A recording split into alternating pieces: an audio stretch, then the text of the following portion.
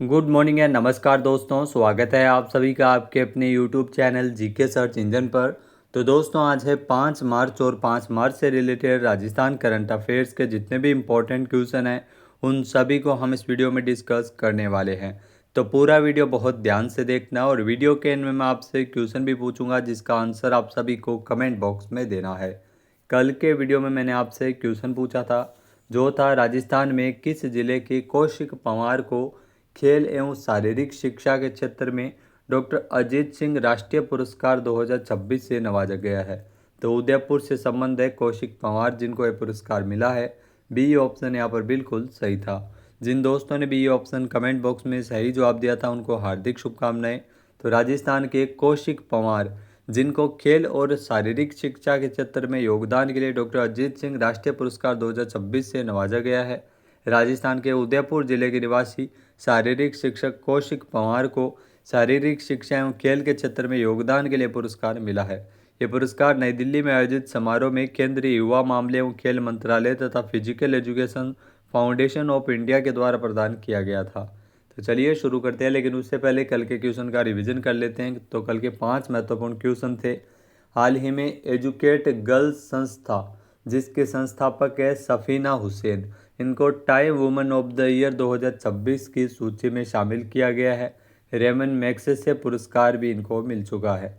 Next है राजस्थान में उदयपुर में महाराणा मेवाड़ चैरिटेबल फाउंडेशन के साल 2026 के अंतर्राष्ट्रीय स्तर के कर्नल जेम्स टॉड सम्मान अमेरिका के डॉक्टर मौली एमा एटाकिना को प्रदान किया जाएगा। नेक्स्ट है राजस्थान में जैसलमेर में स्थित पोखरण में टेराकोटा स्किलिंग सेंटर की स्थापना की जाएगी। कोटा बूंदी ग्रीनफील्ड एयरपोर्ट का शिलान्यास 7 मार्च को होगा। इस महत्वपूर्ण परियोजना की आधारशिला राज्य के मुख्यमंत्री भजन लाल शर्मा रखेंगे। जयपुर के जालाना स्थित राजस्थान इंटरनेशनल सेंटर में 25 फरवरी को प्रथम राजस्थान बायोटेक्नोलॉजी कॉन्क्लेव 2026 का आयोजन किया गया था। तो चलिए शुरू करते हैं। पहला क्वेश्चन है निम्नलिखित कथनों पर विचार कीजिए। 2 कथन आपको यहाँ पे दिए गए हैं। पहला कथन है कि राजस्थान सरकार ने राजकोप सिटीजन ऐप आधारित एक क्यूआर कोड स्कैन अभियान शुरू किया, जो बिल्कुल सत्य कथन दिया गया है।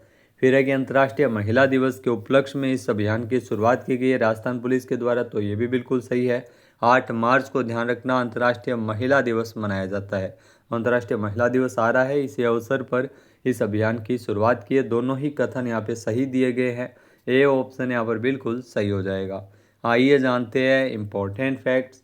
तो अंतर्राष्ट्रीय महिला दिवस के अवसर पर राजस्थान पुलिस ने सार्वजनिक परिवहन यानी बस, ऑटो, टैक्सी में सफ़र करने वाली जो महिलाओं की सुरक्षा सुनिश्चित करने के लिए राजकोप सिटीजन ऐप आधारित क्यूआर कोड स्कैन अभियान शुरू किया है। अभियान के तहत प्रदेश में सार्वजनिक परिवहन साधन जैसे बस, ऑटो, टैक्सी में राजकोप सिटीजन ऐप के क्यूआर कोड युक्त पोस्टर लगाए जा रहे हैं, जिसमें महिला यात्री क्यूआर कोड स्कैन कर ऐप डाउनलोड कर सकती है तथा नीड हेल्प फीचर के माध्यम से आपातकालीन स्थिति में अपनी लोकेशन सीधे पुलिस कंट्रोल रूम तक भेज सकेगी, जिससे त्वरित सहायता सुनिश्चित होगी। अंतर्राष्ट्रीय महिला दिवस 8 मार्च को मनाया जाता है। नेक्स्ट है निम्नलिखित कथनों पर विचार कीजिए। 2 कथन यहाँ पे दिए गए हैं। पहला है कि वर्ष 2024-25 के दौरान मौजूदा कीमतों के आधार पर यानी करंट प्राइस पर 2,68,321 रुपये प्रति व्यक्ति जो प्रति व्यक्ति आय है, जिसमें राजसमंद है वो प्रदेश में अव्वल है। तो इसमें ध्यान रखना राजसमंद अव्वल नहीं है, अव्वल है इसमें अलवर जिला। यहाँ अलवर अगर बात करें तो प्रति व्यक्ति आय अलवर की 2,68,321 है और इसमें प्रदेश में अव्वल है अलवर जिला। तो पहला कथन गलत है।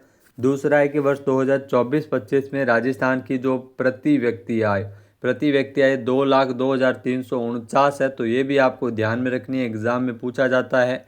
राजस्थान की जो प्रति व्यक्ति आय है 2024-25 में 2,02,349 है, जबकि अलवर की जो प्रति व्यक्ति आय है 2,68,321 है। अलवर जिलों में सर्वाधिक पहले स्थान पर है।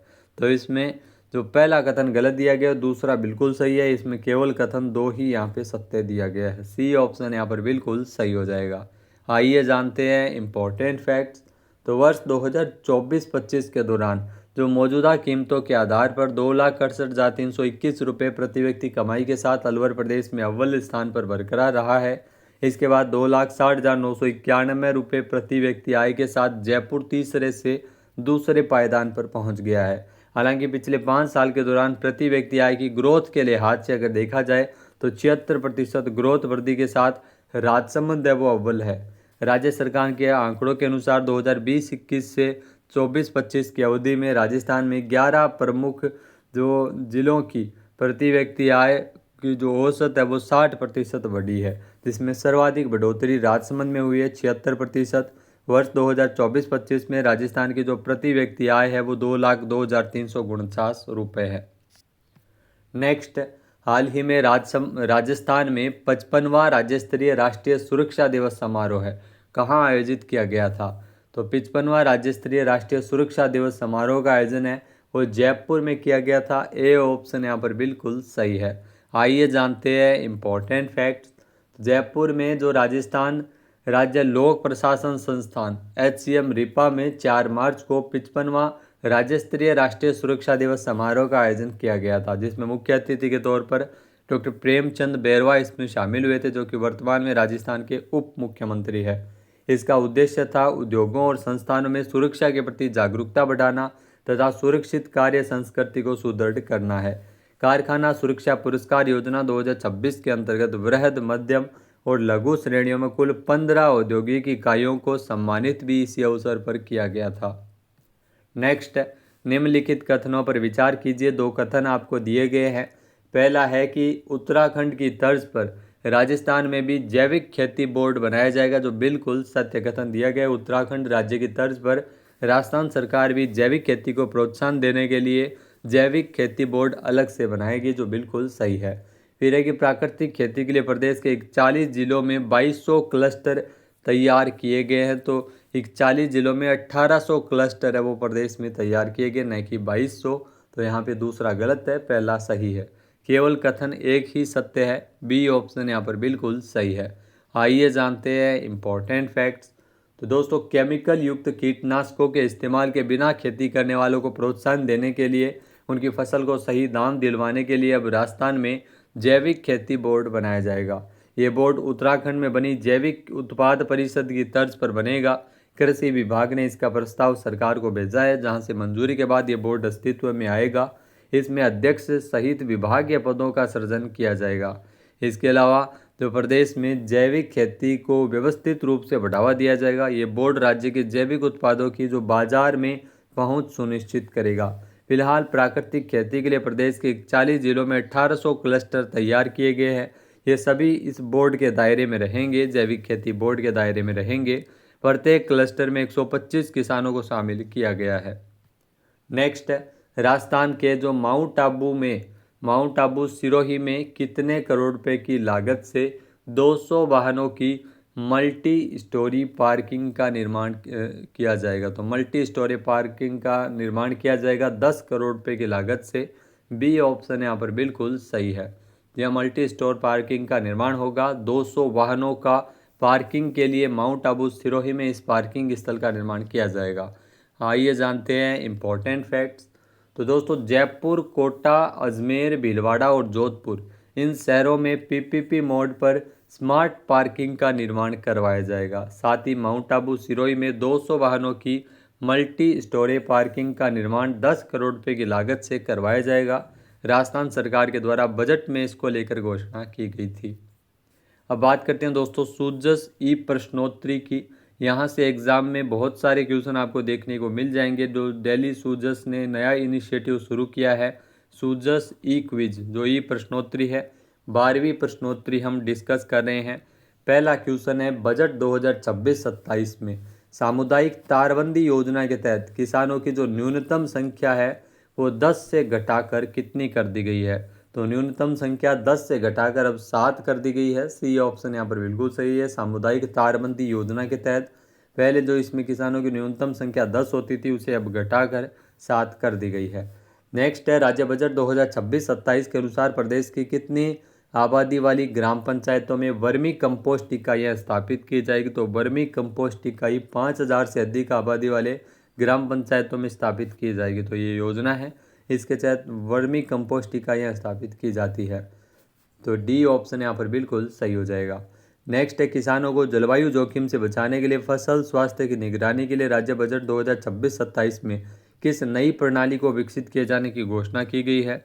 तो इसमें राज्य कृषि सूचना एवं प्रबंधन प्रणाली को विकसित किए जाने की घोषणा की गई है। बी ऑप्शन यहाँ पर बिल्कुल सही है।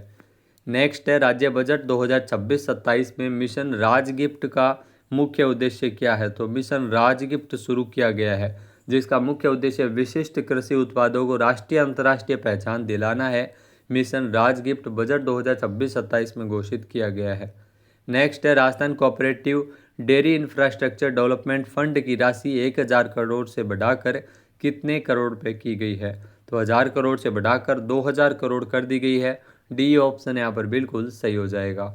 तो अब बात करते हैं आज के हमारे क्विज के, जिसका आंसर आप सभी को कमेंट बॉक्स में देना है। तो आज का क्विज है, राजस्थान में कहाँ पर टेराकोटा स्किल सेंटर की स्थापना की जाएगी।